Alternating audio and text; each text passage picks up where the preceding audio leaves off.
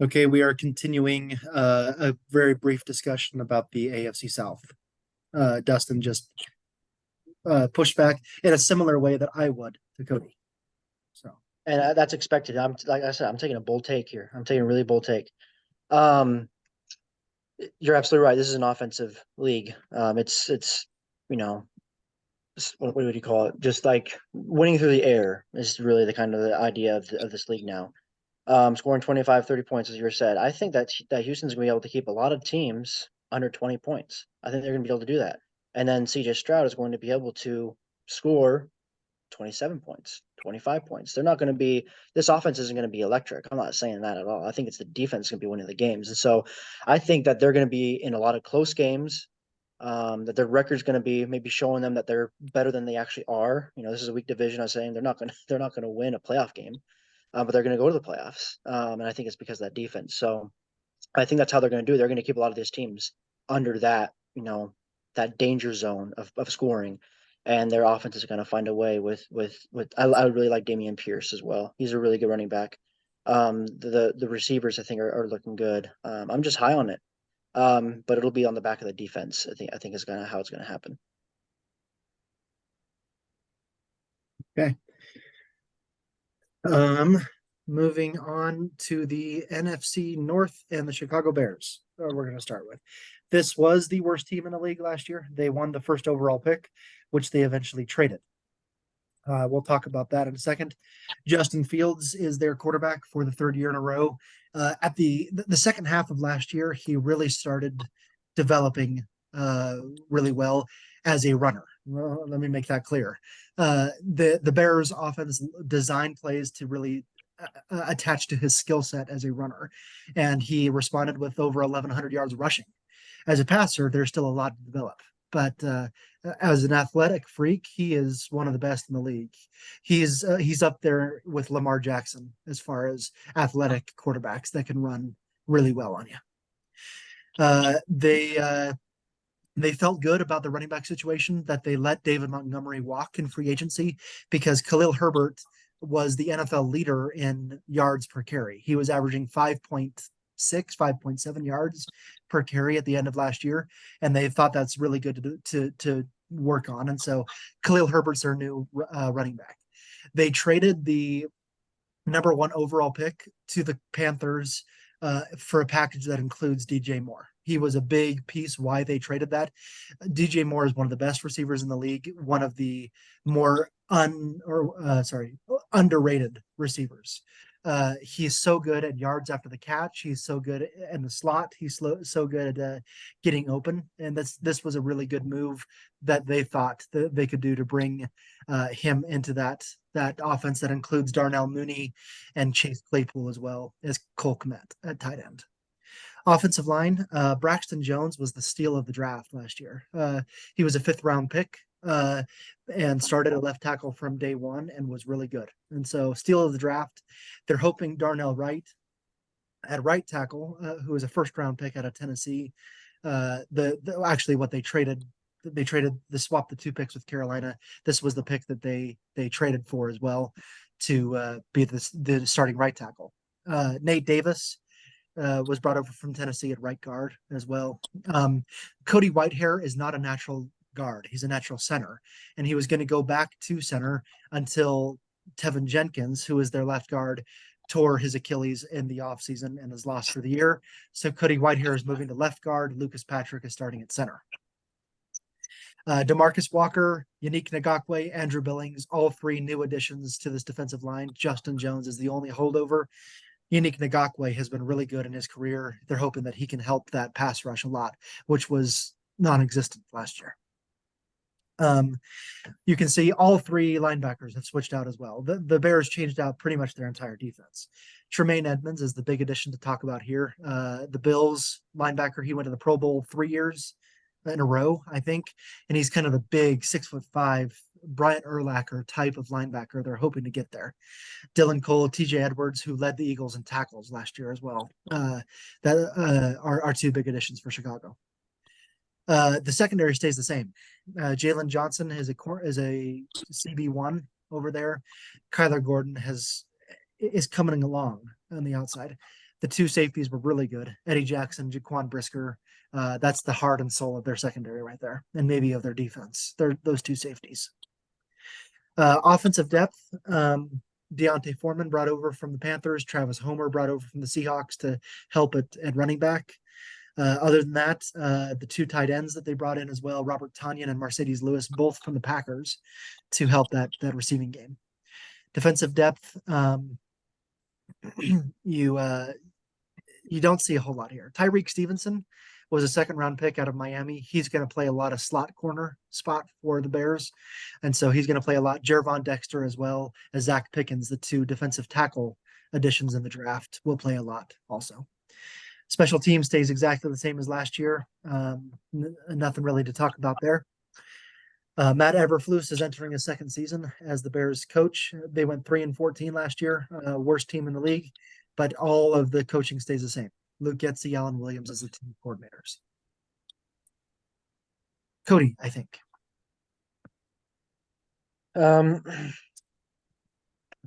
Hard to have a prediction when you switch out an entire defense. So, but Matt Eberflus, he's a defensive minded coach, I believe. And so that's probably why they did that. I think their defense was. You might need to correct me if I don't remember this correctly. Their defense was okay last year. I'm pretty sure it was. But they wanted to upgrade it. Tremaine Edmonds is obviously the star of that. I want to see Justin Fields be able to throw the ball and complete passes like that. If they're able to do that, what? You said I want to see him throw the ball, and I just said full stop right there. Just I want to see him be able to throw the ball. Yeah. Sorry, exactly. Cody, go on. So, yeah, that's. I mean, I want to see him be able to throw to complete passes and be able to win throwing the ball. So, I think if he can do that, then this Bears offense can be dynamic and be really good. But until that's proven to me, I expect them to do a little bit better. But I don't know if I can say they're going to win more than 6 or 7 games. So I right now it's a lot of question marks. I just have to kind of see it. They have to prove to me what they can be first, especially with a switched out defense. Yeah, I agree with your biggest statement of I want to see Justin Fields throw the ball. I look in here, it's, he was the leading rusher on the team, both in yards and touchdowns, and he ran just as much as a normal running back does. And whenever he did throw, yeah, he had a 60% completion rate, but he also threw 11 interceptions. And so he needs to develop as a pocket passer because that's the job of a quarterback is to be able to get it to skill players. And being a running quarterback is most effective when the defense has to focus on your targets more so than you. And so the NFL now knows what to expect from him, and they're just going to have athletic linebackers just spy him and follow him around, and getting you past the line of scrimmage is going to be more difficult this year than it was last year. Which is he needs to develop to be able to throw it over their heads and make good, strong, accurate throws in order for this offense to be able to take off. And I'll be honest in that I don't expect him to be able to do that. I just do not have high hopes. I think he's an athletic freak and just is not a quarterback. And I don't expect him to last long in the league unless he can develop in that way. Yeah. Two things. First, Cody, I will correct you where you're wrong. The Bears were not good on defense. They were good in pass defense. They were fairly good defending the pass. They were horrendous defending the run. Teams just ran right through them and over them and around them and everything. And so that's the majority of the additions they've made to try and beef up that run defense while keeping the pass defense as good as it was. And so, secondly, I agree with both of you about Justin Fields, and Dustin, I agree with you that so he was a first round pick and he gets this whole year. They need to show improvement. Both he needs to show improvement in passing. The Bears need to show improvement that they can win with him at quarterback. Those two things need to happen this year for Justin Fields because his his rookie extension is coming up at the end of this year. And so they have to decide whether to extend him or not. And they have to see him do well enough this year, or they're going to start over next year with a new quarterback. It's not going to be Nathan Peterman, who's his backup. It's gonna be someone else. So Justin Fields has to prove that he can be a good passing quarterback. He can be a good quarterback. He's proven that he can be an excellent running back, that he can be an excellent scrambling quarterback. If they just do the Army offense and have him do that, it's not going to work in this league. DJ Moore helps, but he can't help alone. Justin Fields has to be able to get him the ball. So, yeah. Okay. On to the Detroit Lions. This was a team, if you remember, that really came on strong at the end of last year. They did everything that they possibly could to get into the playoffs. They won, I think, their last 5 games, or like 4 of their last 5 games, including the last one. It was just they lost a tiebreaker to the Seahawks to get to the playoffs. Otherwise, they would have got there. Also, this was the 4th best offense in the league last season. Jared Goff was amazing last year. Especially, you think about the trade that the Lions made with the Rams to bring Matthew Stafford over.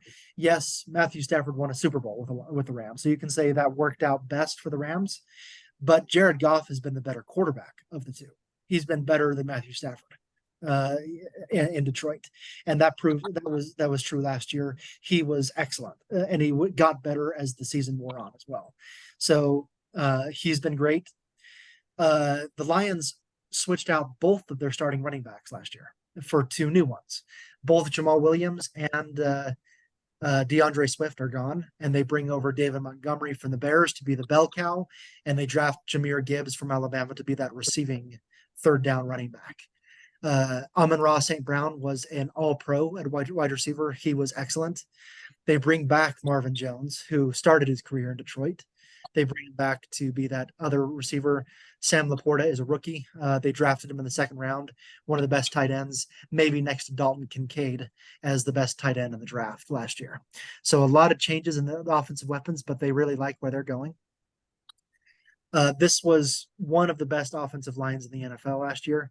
Frank Ragnow and Penei Sewell both went to the Pro Bowl. Taylor Decker has been a great great left tackle. Jonah Jackson has been good at left guard. Halapulivati Vaitai at right guard has been really good as well. Aiden Hutchinson led all rookies in sacks last year. He proved worth the 2nd overall pick that he was last year, every bit of it. So he continues to be really good at defensive end. John Kaminsky and Aleem McNeil at the other 2 spots there. They draft Jack Campbell in the 1st round to be the new middle linebacker. Alex Anzalone and James Houston. James Houston was a 5th round or 6th round pick last year, and he was 2nd in rookie sacks next to Aiden Hutchinson. So the 2 best rookie sacks came from the Lions. And so you look at that going forward, good young team that's going to go forward. They bring over 3 new additions in the secondary. Cameron Sutton, Emmanuel Mosley, and C.J. Gardner-Johnson are all new additions. All will play and all will start. C.J. Gardner-Johnson will go anywhere. He can play slot corner. He can play safety. He can play linebacker. And he did all 3 with the Eagles last year, and so he'll do all 3 with the Lions. Kirby Joseph led the Lions in interceptions last year, and Tracy Walker was hurt, but he's really good at free safety. Offensive depth, you've got Teddy Bridgewater, who's brought over at backup quarterback. Hendon Hooker will miss a lot of the season with an ACL tear that he had late last season for Tennessee, but they really like his development as well. Jamison Williams will miss the first 6 games of the season due to gambling violations, but he missed most of last year with a ACL tear. So Khalif Raymond was an All-Pro at returner. Defensive depth, Broderick Martin, a 3rd round pick at defensive tackle. The rest of them stay pretty much the same, except for Brian Branch, a 2nd round pick out of Alabama at safety. He was one of the best safeties in the entire country last year at Alabama, so he's going to play a lot as well. Riley Patterson, the Lions have had a tough history with kickers the last 100 years. And so Riley Patterson is going to try to solidify that spot at kicker. Jack Fox got Daly, two of the better punters and long snappers. Dan Campbell has changed this entire culture into a winning culture, winning mentality, winning team. Ben Johnson has got a lot of head coaching offers at offensive coordinator. Aaron Glenn, a pretty good defensive coordinator as well. Over to you, Dustin, on the Lions. I really like how they finished the season last year. I think that this is a team that just finally clicked. That the coaching staff finally got them to click together, and it worked. I expect them to have a good season, to do well. Hopefully, it's plus 500, 10-win season, maybe better than that. But again, I have high hopes, high expectations for them. I feel like they clicked. I like what Goff has done. I think that he is a great quarterback, and that it just took a while to get it all together. So overall, I'm excited and happy to watch the team. I think they have a lot of talent, and the additions they made have all been net positives. Yeah. The biggest thing that has happened for the Lions the last few years is Dan Campbell at head coach. He has absolutely turned around this culture. The Lions culture, this team has not won the NFC North since 1991, I think. And they haven't won a playoff game since 1993. It's been a long time since success has been in Detroit, since Barry Sanders, honestly. That's been the time. And so I think a lot of things are pointing to the Lions winning this division, and I think they will. I think the Lions win the NFC North this year. You look at everything that's the Bears are not a factor, but the Packers lose Aaron Rodgers, they lose a lot of other people. They're gonna drop. We'll get to the Vikings in a little bit. Why I think the way I do, but I think the Lions are the favorite to win this division and host a playoff game. And I love their offense. Yes, they've made a lot of additions, and so you can have some cohesive factor come into play here. A lot of additions that are going to play a lot of minutes, a lot of snaps. But I really like what this team looks like, and I think the culture is the biggest thing. This team now expects to win, and that's been different than the last 20 years in Detroit. Yeah, I fully agree with you there, Scott. I think Dan Campbell is the best thing that's happened to this team in a long time. Since what was it? Jim Caldwell was a pretty good coach for them as well. Jim Schwartz as well. Jim Schwartz, was he after Jim Caldwell? Jim Caldwell was after Jim Schwartz. Okay, okay, that's what I meant. Yeah, so since Jim Caldwell. So yeah, I really like Dan Campbell. I really also just like his mental toughness. It's kind of fun to watch him talk. He's like talking about like breaking bones and things like that. He's just funny guy to listen to and talk to. I think this is going to be the Lions' first 10-win season since 2014. I think they won 11 games or so back in 2011. So I think that they will do really well as expected. And I think that Jared Goff is going to blossom even more. I think he's going to do better. He's going to be in the top maybe 8 or 7 QBs in the league this year, maybe even higher than that. We'll see. But I do expect a lot from this team. I am high on them. I also agree with you, Scott, that I do think they'll win the division. I think it'll be close. I think they're going to have to battle it out all the way with the Vikings. And then going off with last year, it's just kind of a heartbreaker because they're going to go right to the playoffs. They're supposed to be there, but the Seahawks just won their game, and that's the only thing that did it. And so, to me, that shows the reason why every single game is important in the league, because the Seahawks and the Lions played in the league, and it was like a high-scoring 30, 40-something point game. The Seahawks eventually won. Had the Lions won that game, Seahawks would have been booted. The Lions would have been in the playoffs. So it just goes back to show every game is important in this league. So. But yeah, I do expect a lot, and I think Aiden Hutchinson will have another big year as well. Okay. To the Green Bay Packers we go. This is the biggest news. Obviously, Aaron Rodgers gone. The front office had gotten tired of Aaron Rodgers a little bit. He had really been critical of other coaches, of other players. He wanted front office power. He wanted he wanted say in who they brought in, who they drafted, and maybe that's okay when you're Aaron Rodgers and you've been part of the Packers and you've won 4 MVPs and a Super Bowl and all that. But last year was the worst he's ever played with Green Bay, and they finally felt it was time, and Aaron Rodgers wanted out, and they finally came to an agreement that we're done. So Jordan Love has sat and learned for 3 years, and he's improved a lot during that time, during the limited time he's played. But he's now the number one unquestioned starter for the Packers, and so we'll see how that goes this year. Good running back room with Aaron Jones and AJ Dillon. Two of the probably one of the better tandems in the league at running back, 1-2 punch here. Aaron Jones is the speed, AJ Dillon brings the power, and they're really good. They draft Luke Musgrave in the second round at tight end from Oregon State. Wide receiver is a bit of a question mark. Christian Watson really came on strong at the end of last year. He struggled at the beginning, and then he scored 7 touchdowns in like 5 games, I think. So he really came on strong and is now wide receiver 1 along with Romeo Doubs. Offensive line, they still have David Bakhtiari, the ageless wonder at left tackle.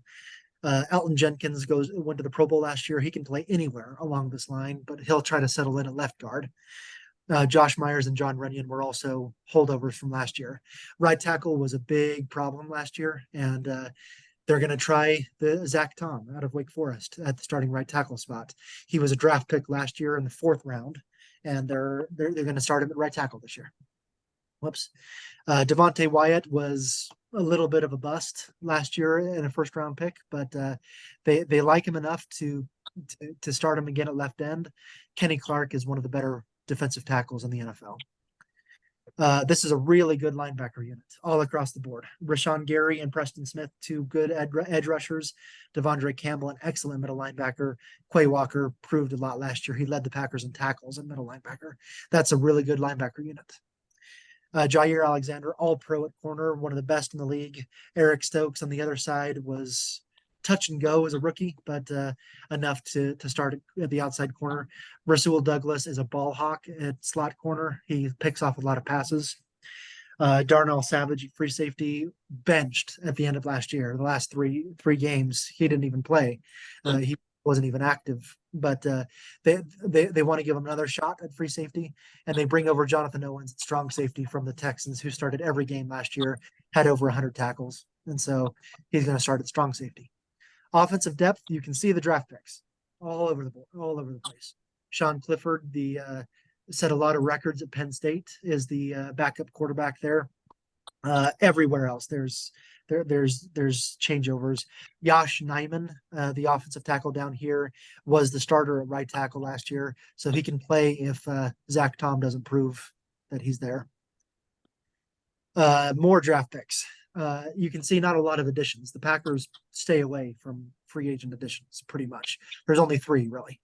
And so a lot of draft picks on the front line and in the back end. Keyshawn Nixon was an all-pro returner, and that's one spot that you can look at here. Changing out completely the special teams unit. Anders Carlson was a rookie 6th round pick. He's the brother of Daniel Carlson, who plays over in Las Vegas, and he's shown a lot this preseason that he can be a really good kicker. Daniel Whelan won the punter battle, beat out Pat O'Donnell at punter, and Matthew Orzek brought over from the Rams to be the new long snapper. Matt LaFleur in his 5th season, and now he has to prove that he can win without Aaron Rodgers. Adam Senovich in his 2nd year at offensive coordinator. Matt LaFleur made the controversial decision of bringing back Joe Barry at defensive coordinator for the 3rd season. The Packers were horrendous the last 2 years at defense, but Matt LaFleur is sticking with Joe Barry. Is this me? It is me. Yeah. So the Packers are going through a lot of transition. When you let your 15-year veteran Aaron Rodgers walk out the door, you trade him for some picks and other things like that. It's going to be a new season, and we're going to see what Jordan Love can do. I don't expect a lot. I think this Packers defense is just a sieve. You bring back Joe Barry for some reason. I don't know why, but this Packers defense has been bad the last 2 years in a row, and it's not going to get any better this year. In fact, it may get worse. And so that means that the Packers are going to have to score about 30 points a game to win. and you're asking that with a new quarterback in Jordan Love, and a bad receiver room. I don't like any of the receivers we have. Christian Watson proved a lot last year, but I don't really like any of the receivers or tight ends on the roster. And so, who is Jordan Love going to throw to? That's the big question mark for me. You have two good running backs, and that's going to be where they should lean a lot. But we'll see. I don't like this team. They're going to be better than the Bears. That's about it. So I agree with the running back duo. That's a good running back duo. That should strike fear in most teams that they play, and it definitely does. And I am really excited to watch Jordan Love play. I'm excited to see how he looks, with the pressure of the team is on him now, not the idea of I just got to fill in. We've seen him play a couple times, but that's really it. So I'm excited to see how much he's improved. He was I think the 10th overall pick, so he should be good. I'm excited to see that happen and see what he can do.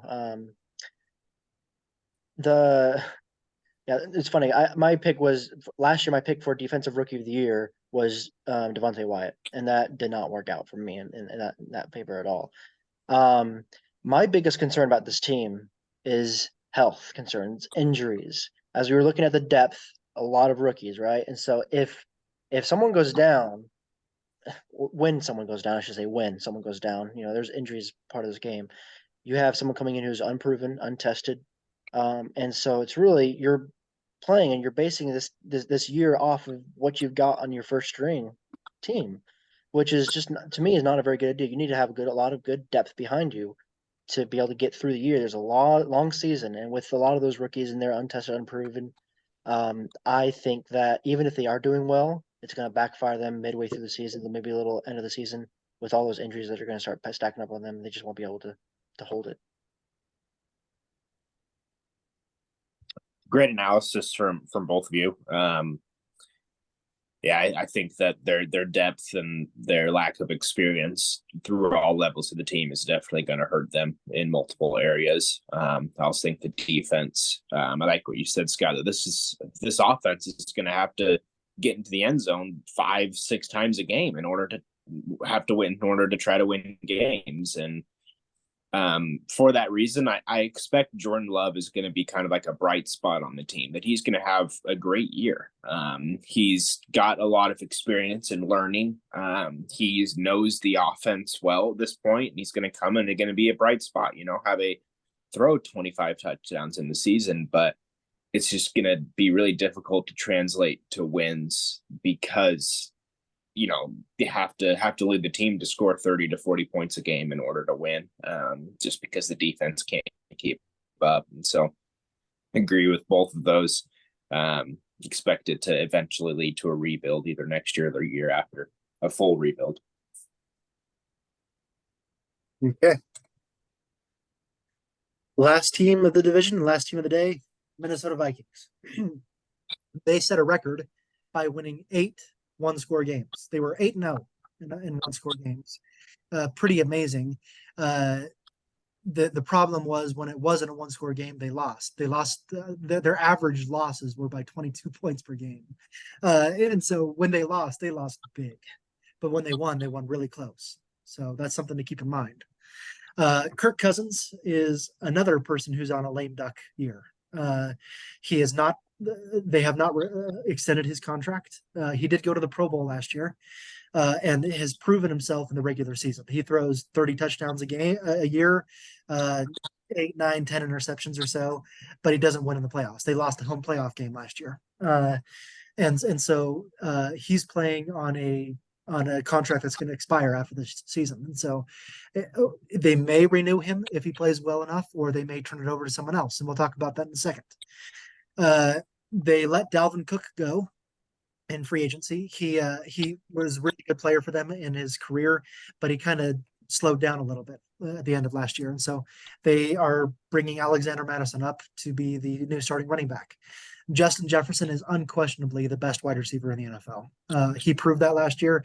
When he entered the league 3 years ago, he said, quote, and pretty controversial at the time, they asked him what he can do for the Vikings, and he said, I'm going to be the best receiver in the league in 2 years. He did it. So what can you say? Jordan Addison, the rookie first round pick out of USC, will be that other guy next to him. TJ Hawkinson went to the Pro Bowl at tight end. Pretty good receivers there. Offensive line remains exactly the same last year. They were fairly good. They were right around the middle of the pack, if not a little bit better. But there is not a single player that's changed. All five remain exactly the same, for better or for worse. Defensive line, they bring over Dean Lowry from the Packers to be the new defensive end, joining Harrison Phillips and Kairos Tonga on the defensive line. Linebacker, Danielle Hunter went to the Pro Bowl. They lose Eric Kendricks, and they're bringing up Brian Asamoah, promoting him from second unit to be the starting middle linebacker, along with Jordan Hicks. And they bring over Marcus Davenport from the Saints to be that other outside linebacker spot. Byron Murphy, the Vikings actually lose their top 5 cornerbacks from last year. 5 of them, all gone. And so Byron Murphy brought over from Arizona to be the new cornerback 1. Caleb Evans was a special teams player last year. That's going to be the starting corner on the other side. Harrison Smith is in his 30s. He's still one of the better safeties in the league, along with Cameron Bynum at free safety. Offensive depth, Nick Mullins is technically the backup quarterback. He has experience if they need him. Jaron Hall, though, is the guy that they expect to develop to perhaps take over at starting quarterback next year. He BYU quarterback, small size and stature, but has proven a lot in the preseason, and so far that they've kept him on the active roster. And they want to develop him to be the guy, see if he can be that guy or not. Myles Gaskin brought over from the Dolphins to help Alexander Madison. Brandon Powell brought over as a return specialist. Other than that, David Questenberry added in an offseason for offensive line depth. Not a lot to talk about defensive depth. It's all draft picks for additions and some guys across the board that have played last year. Lewis Seen is the one I would talk about at safety. He was a first round pick last year. Didn't play a lot because of injuries last year, but he could play a lot this year. Andrew DePaula, an all-pro at long snapper. One to mention, the rest stay the same here. Kevin O'Connell and Wes Phillips return at head coach and offensive coordinator respectively, and they bring over Brian Flores to try to fix a defense that was really bad last year. Defensive coordinator, former head coach in the league. Cody, I think. Justin Jefferson and Jordan Addison combination is scary. I will say that straight up right away. I don't care who's throwing on the ball. They're scary. Justin Jefferson does almost sometimes doesn't even seem like he needs a quarterback. He just give him the ball and he'll just do it. I think Kirk Cousins is a good quarterback though. I do. In my opinion, I think it would be kind of crazy to cut him. I think he's done a lot. He's reliable. He's good. He never won a Super Bowl, but I don't know. That's just my opinion. Maybe I'm biased towards that. I don't know why, but I just feel like he's a good quarterback. I think Brian Flores is a good addition for defensive coordinator. I think he's proven, he's a great defensive mind. I think that the Vikings are a good team and that they will be battling the Lions for that number 1 spot. And I think that the Lions will need to keep winning games because they'll be nipping at their heels, I think. So I think that the minimum win for the Vikings is probably 8 or 9 wins. That's a minimum in my opinion. So I think this is a good team. Yeah, I'll stop it there.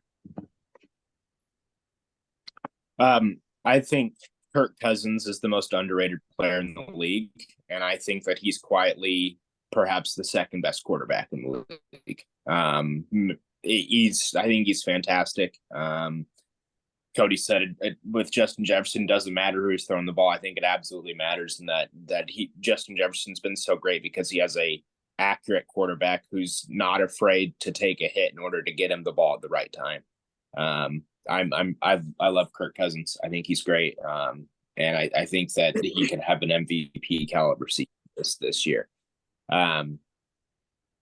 With this team, I think anything less than 12 or 13 wins would be a disappointment. I think this is a team that's poised to get to the Super Bowl. I'm high on the Vikings. I'm betting on this being a Super Bowl contending team. And anything less than that would be a disappointment in my eyes, because they have that ability there. That's my bold take this year. That's it. It's definitely bold.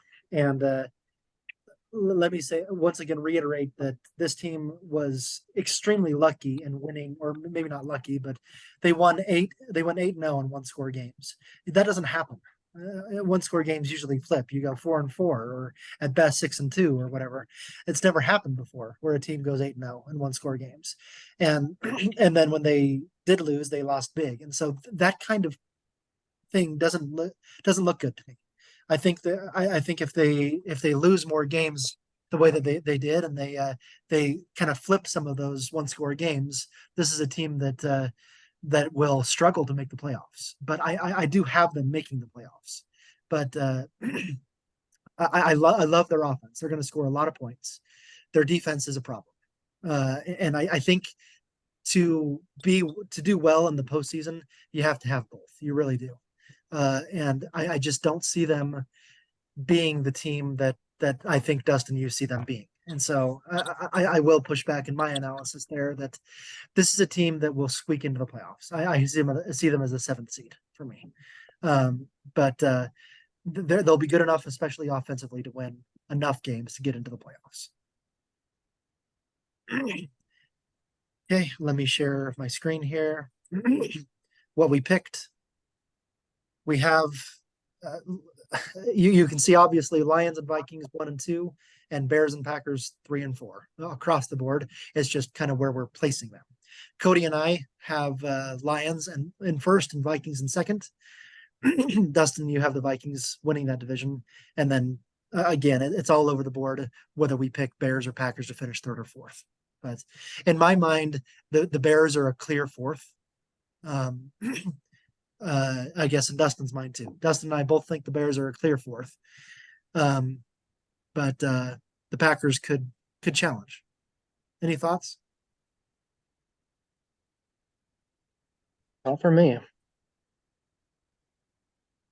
Okay. I'm just high on the Vikings.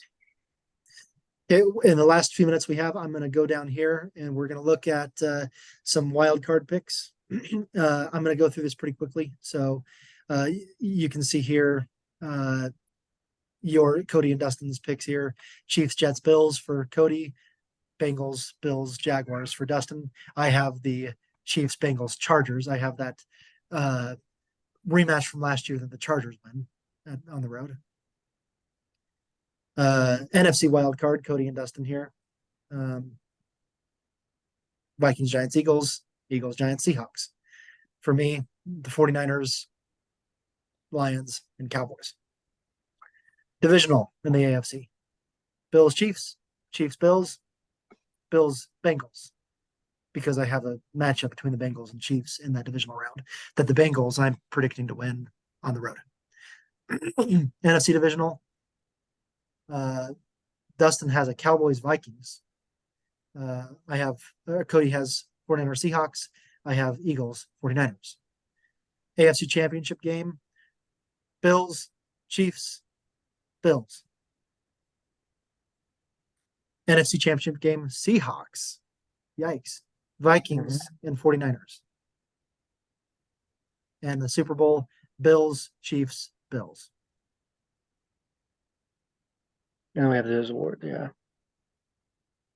Just real quick, I want to point out right there, I have Will Anderson Jr. being the defensive rookie of the year.